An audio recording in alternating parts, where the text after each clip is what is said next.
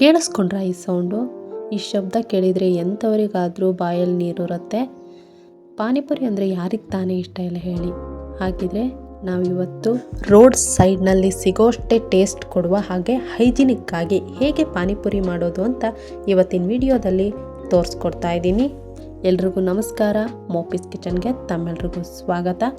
ನೀವೇನು ನನ್ನ ಚಾನಲ್ನ ಸಬ್ಸ್ಕ್ರೈಬ್ ಮಾಡ್ಕೊಂಡಿಲ್ಲ ಅಂದರೆ ಸಬ್ಸ್ಕ್ರೈಬ್ ಮಾಡ್ಕೊಳ್ಳಿ, ಹಾಗೆ ಪಕ್ಕದಲ್ಲೇ ಕಾಣೋ ಬೆಲ್ ಬಟನ್ನ ಕ್ಲಿಕ್ ಮಾಡಿ. ಹಾಗಿದ್ರೆ ಏನೇನು ಸಾಮಗ್ರಿಗಳು ಬೇಕಂತ ತೋರಿಸ್ತಿದ್ದೀನಿ. 2 ಮೀಡಿಯಮ್ ಸೈಜ್ ಈರುಳ್ಳಿನ ಸಣ್ಣದಾಗಿ ಕಟ್ ಮಾಡ್ಕೊಳ್ಳಿ. ನಾನಿಲ್ಲಿ ಪೇಟೆ ಸೈಡ್ನಲ್ಲಿ ಸಿಗುವಂತಹ ಪೂರಿನ ಯೂಸ್ ಮಾಡ್ತಾ ಇದ್ದೀನಿ. ಹಾಗೆ ಒಂದು 3 ಪೀಸಷ್ಟು ಶುಂಠಿ, 3 ರಿಂದ 4 ಹಸಿಮೆಣಸಿನಕಾಯಿ, ಒಂದು 7 ರಿಂದ 8 ಬೆಳ್ಳುಳ್ಳಿ ಎಸಳುಗಳು, 3 ಆಲೂಗಡ್ಡೆನ ತೊಗೊಂಡಿದ್ದೀನಿ ಮೀಡಿಯಮ್ ಸೈಜ್. ನೀವು ಯಾವ್ದು ಬೇಕಾದ್ರೂ ತೊಗೊಳ್ಬಹುದು. ಹಾಗೆ ಉಪ್ಪು, ಅರಿಶಿನ ಪುಡಿ, ಗರಂ ಮಸಾಲ, ಪುದೀನ ಸೊಪ್ಪು, ಕೊತ್ತಂಬರಿ ಸೊಪ್ಪು, ಹಾಗೆ ಚಾಟ್ ಮಸಾಲಾನ ತೊಗೊಂಡಿದ್ದೀನಿ. ಹಾಗೆ ಕೊತ್ತಂಬರಿ ಪುಡಿನೂ ಸಹಿತ ತೊಗೊಂಡಿದ್ದೀನಿ. ಖಾರದ ಪುಡಿ, ಜೀರಿಗೆ, ಕಾಳು ಮೆಣಸು, 2 ಸಣ್ಣ ಸೈಜ್ನ ಲಿಂಬೆಹಣ್ಣಿನ ಗಾತ್ರದಷ್ಟು ಹುಣಸೆಹಣ್ಣು ನೆನೆಸಿಟ್ಕೊಂಡಿದ್ದೀನಿ. ಹಾಗೆ ಖಾರ ಅಥವಾ ಶೇವ್ ಅಂತಲೂ ಕರೀತಾರೆ. ನಾನಿಲ್ಲಿ ಒಂದು ಕುಕ್ಕರಿನಲ್ಲಿ 3 ಆಲೂಗಡ್ಡೆನ ಫಸ್ಟು ಬೇಯಿಸಲಿಕ್ಕೆ ಇಟ್ಕೊಳ್ತೀನಿ. ಈ ರೀತಿ ಕಟ್ ಮಾಡಿ ನೀವು ಬೇಯಿಸ್ಕೊಳ್ಳೋದ್ರಿಂದ ಆಲೂಗಡ್ಡೆ ಬೇಗನೆ ಬೇಯುತ್ತೆ. ನೋಡಿ, 3 ಈ ರೀತಿ ಕಟ್ ಮಾಡಿಕೊಂಡು ಬೇಯಿಸ್ಕೊಳ್ತಾ ಇದ್ದೀನಿ. ನೀರನ್ನ ಹಾಕಿಬಿಟ್ಟು ಬೇಯಿಸ್ಕೊಳ್ಳಿ. ಬೇಕಿದ್ದರೆ ಉಪ್ಪು ಹಾಕಿ, ಇದು ಆಪ್ಷನಲ್. ಇವಾಗ ನಾವು ಒಂದು ಮಿಕ್ಸಿ ಜಾರ್ನ ಇಟ್ಕೊಳ್ತಾ ಇದ್ದೀನಿ. ಅದಕ್ಕೆ 1 ಹಿಡಿಯಷ್ಟು ಕೊತ್ತಂಬರಿ ಸೊಪ್ಪು, ಹಾಗೆ 1 ಹಿಡಿಯಷ್ಟು ಪುದೀನ ಸೊಪ್ಪನ್ನ ಹಾಕ್ಕೊಳ್ತಾ ಇದ್ದೀನಿ. ನೋಡಿ, ಇವಾಗ ಶುಂಠಿನ ಹಾಕ್ಕೊಳ್ಳಿ, ಒಂದು 3 ರಿಂದ 4 ಪೀಸ್ನಷ್ಟು. ಇವಾಗ ಹಸಿಮೆಣಸಿನಕಾಯಿನ ಹಾಕ್ಕೊಳ್ತಾ ಇದ್ದೀನಿ. ನಿಮಗೆ ಖಾರಕ್ಕೆ ತಕ್ಕಂಗೆ ಹಾಕ್ಕೊಳ್ಳಿ. ಹಾಗೆ ಬೆಳ್ಳುಳ್ಳಿ ಎಸಳುಗಳನ್ನ ಹಾಕ್ಕೊಳ್ತಾ ಇದ್ದೀನಿ. ಹಾಗೆ ಕಾಳು ಮೆಣಸನ್ನ ಹಾಕ್ಕೊಳ್ತಾ ಇದ್ದೀನಿ, ಒಂದು 10 ರಿಂದ 15ರಷ್ಟು. ಜೀರಿಗೆ, ಹಾಗೆ ಉಪ್ಪನ್ನ ಹಾಕಬೇಕು. ನೀವು ಉಪ್ಪು ಹಾಕಿದರೆ ಆ ಗ್ರೀನಿಶ್ ಹಾಗೆ ಇರುತ್ತೆ, ಹಸಿರು ಕಲರು ಹೇಗಿದೆಯೋ ಹಾಗೆ ಇರುತ್ತೆ. ಪಾನಿಗೆ ತುಂಬ ಚೆನ್ನಾಗಾಗುತ್ತೆ. ನೋಡಿ, ನುಣ್ಣಗೆ ತಿರ್ಸ್ಕೋಬೇಕು. ಫೈನ್ ಪೇಸ್ಟ್ ಆಗಬೇಕು. ನೋಡಿ, ಈ ರೀತಿ ನುಣ್ಣಗೆ ತಿರ್ಸ್ಕೊಳ್ಳಿ. ಇವಾಗ ನಾನು ಒಂದು ಉದ್ದ ಲೋಟದಲ್ಲಿ 1 ಲೋಟದಷ್ಟು ನೀರನ್ನ ಹಾಕ್ಕೊಂಡು ಚೆನ್ನಾಗಿ ಸೋಸ್ಕೊಳ್ಳೋಣ.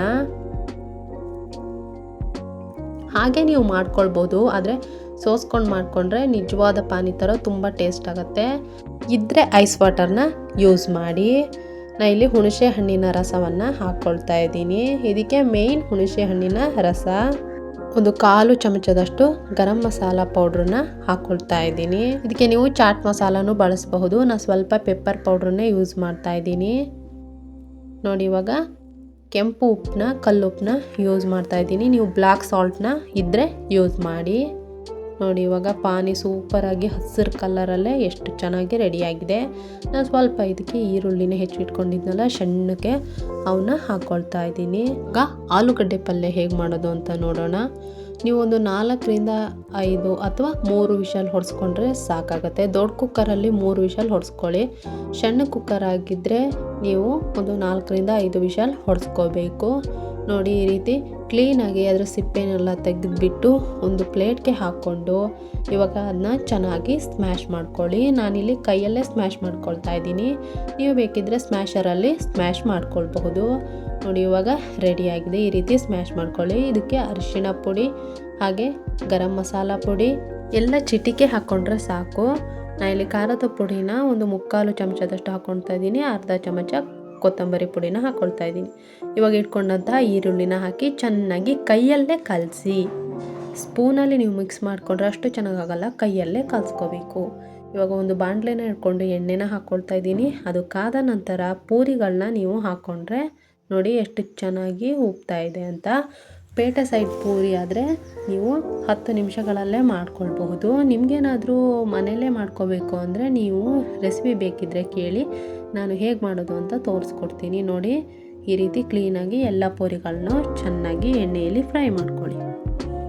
ನೋಡಿ, ಚೆನ್ನಾಗಿ ಫ್ರೈ ಮಾಡಿಕೊಂಡು ಪೂರಿ ಉಬ್ಬಿದ ನಂತರ ಅವನ್ನೆಲ್ಲ ತೆಗೆದು ಒಂದು ಪ್ಲೇಟ್ಗೆ ಹಾಕ್ಕೊಳ್ತಾ ಇದ್ದೀನಿ. ನೋಡಿ, ಮನೆಯಲ್ಲೇ ಎಷ್ಟು ಹೈಜಿನಿಕ್ಕಾಗಿ ನಾವು ಪಾನಿಪುರಿನ ಮಾಡ್ಕೊಳ್ಬಹುದು ಅಂತ. ನೀವೇ ನೋಡ್ತಿದ್ದೀರಲ್ಲ, ಇವಾಗ ರೆಡಿಯಾಗಿದೆ. ನಾನು ಇದನ್ನ ಒಂದು ಸರ್ವಿಂಗ್ ಬೌಲ್ಗೆ ಸರ್ವ್ ಮಾಡ್ಕೊಳ್ತಾ ಇದ್ದೀನಿ. ನೋಡಿದ್ರಲ್ಲ ಹೇಗೆ ಈಸಿಯಾಗಿ ಒಂದು 10 ನಿಮಿಷಗಳು ಸಾಕು ಈ ಪಾನಿಪುರಿನ ಮಾಡ್ಕೊಳ್ಳೋಕ್ಕೆ. ನೀವು ಆರಾಮಾಗಿ ಮನೆಯಲ್ಲೇ ಮಾಡ್ಕೊಂಡು ತಿನ್ನಿ, ಹೈಜಿನಿಕ್ಕಾಗೂ ಹೆಲ್ತಿಯಾಗೂ ಇರುತ್ತೆ. ಪರ್ಫೆಕ್ಟಾಗಿ ರೋಡ್ ಸೈಡ್ನಲ್ಲಿ ಹೇಗಿರುತ್ತೋ ಅದೇ ಟೇಸ್ಟ್ನೇ ನೀವಿಲ್ಲಿ ನೋಡಬಹುದು. ಬೇಕಿದ್ರೆ ಒಂದು ಸಲ ಟ್ರೈ ಮಾಡಿ ನೋಡಿ, ಸೂಪರಾಗಿರುತ್ತೆ. ಈ ರೀತಿಯ ವಿಡಿಯೋಗಳೇನಾದರೂ ನಿಮಗೆ ಬೇಕಿದ್ದರೆ ನೀವು ನನ್ನ ಚಾನಲ್ನ ಸಬ್ಸ್ಕ್ರೈಬ್ ಮಾಡೋದು ಮರಿಬೇಡಿ. ನೀವು ಕಮೆಂಟ್ ಬಾಕ್ಸ್ನಲ್ಲಿ ನಿಮಗೆ ಯಾವ ಥರದ ಅಡುಗೆಗಳು ಬೇಕು ಅಂತ ನೀವು ತಿಳಿಸ್ಬಹುದು. ನಾನು ಅದನ್ನ ಮಾಡಿ ತೋರಿಸ್ತೀನಿ. ನೋಡಿ, ನಿಮಗೇನಾದರೂ ಈ ವಿಡಿಯೋ ಇಷ್ಟ ಆಗಿದರೆ ಪ್ಲೀಸ್ ಲೈಕ್ ಮಾಡಿ, ಶೇರ್ ಮಾಡಿ, ಹಾಗೆ ಸಬ್ಸ್ಕ್ರೈಬ್ ಮಾಡ್ಕೊಳ್ಳಿ ನನ್ನ ಚಾನಲ್ನ.